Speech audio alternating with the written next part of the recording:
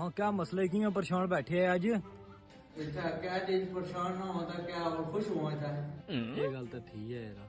عرصہ ہو گیا دنیا نے تک اس قید ڈکے ہاں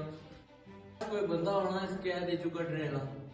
اگے میں اشنا سا توتے پورنے تے پر ہوں ماڑا تساں ود ہے میں تساں کی تو آزاد کرا سا ٹھیک ہے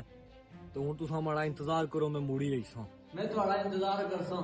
علی گیا اپنے مارے توتے پورنے رہا انہی نے انسان آزاد کرنا چل جلو چلو نا پھر چلو ہاں کیا مسئلہ تو کی رہا بولے تو یار کیا زندگی ہے قید میں یہ گل ہے کہہ دی واقعی کیا زندگی ہے یار ہمارا بھی دل کرتا ہے باہر نکلنے کو بہت دل کرتا ہے یار کوئی مہربانی کر دے اگر توتے پورنا نے ہوں تساں کی میں چھراساں اس قید وچوں تساں صرف تھوڑا ٹائم بھی دیو تساں کی تو آزاد کرائی اٹھساں سارے بولے تو ہم تیرا انتظار کرے گا رے ٹھیک ہے تمہارا انتظار کریں میں واپس آئی سا